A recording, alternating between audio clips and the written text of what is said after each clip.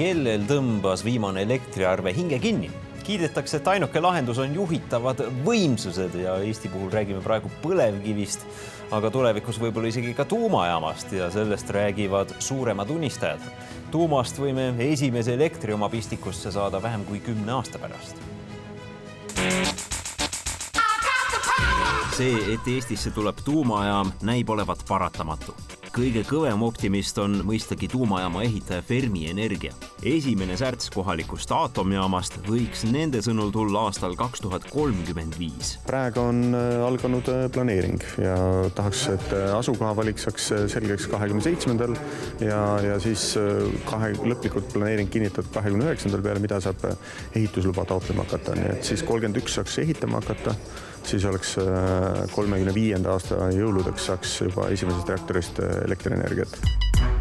Hetkel on välja valitud 2 kohta, aga mingit luba veel ei ole, et sinna selline jaam rajada. Kes soovib, jõuab veel protestida. Praegu on 2 valda andnud oma nõusoleku, et planeeringusprotsessis osaleda ja ongi seal ametlikud planeeringualad Lüganuse ja Viru-Nigula vald. Seal on siis konkreetsed alad. Viimased elektriarved tõmbasid nii mõnegi eestlase hinge kinni. Ega mul on samamoodi, et ma olen erinevalt kes mul on börsipakett ja ega esimese hooga ma ise ei julgenud öelda, mis jaanuari arve tuli. Kui suured need oleks, kui kerkib tuumajaam? Täna me tarbime ka tuumaenergiat, aga lihtsalt seda Soomest.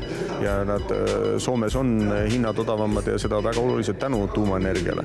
Kui me vaatame Euroopa kaarti, siis Prantsusmaa hinnad on palju odavamad kui on Saksamaal, kus siis tuumajaamad kinni pandi. Ja täna me andsime teada, et me tegime ühisettevõtte Saksamaale selleks, et tuumaenergiat uuesti Saksamaal oleks võimalikult ka kasutusele võtta.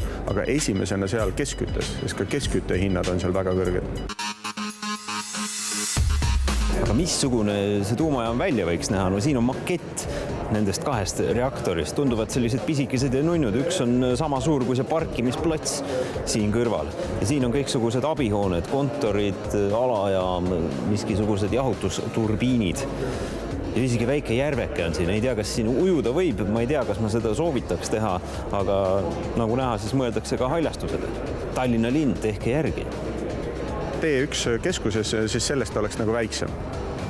Ja enamus, ma ütleks, et juba nagu vähe teadlikumatele noorte inimestele ja kes ei ole nagu nii vanad ja nõukogudeaegsed, et nende jaoks on nagu rohkem tuumajaamad on rohkem need, mis Soomes on. 600 megavatti on abiks. Eesti tarbimise tipud on aga 1700. Vast ainuke Baltikumi tuumaelektrijaam kataks olulise osa Eesti vajadusest, aga väljaspool suve mitte kõike. Lätlased ja leedukad tuumajaamast ei unista. Eesti aatomjaamani jõudmiseks on vaja lausa töörühma. Kas 2035 on realistlik? Meie vaatenurgast väga hästi ja väga realistlikult.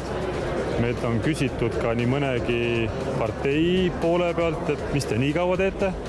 Aga reaalsus on see, nagu ma laval ütlesin, et me jälgime vägagi detailselt Rahvusvahelise Aatomienergia Agentuuri teekaarti, kus on tegevused detailselt üksikasjalikult ette kirjutasid, mis on eelduste loomiseks kõik vaja ära teha.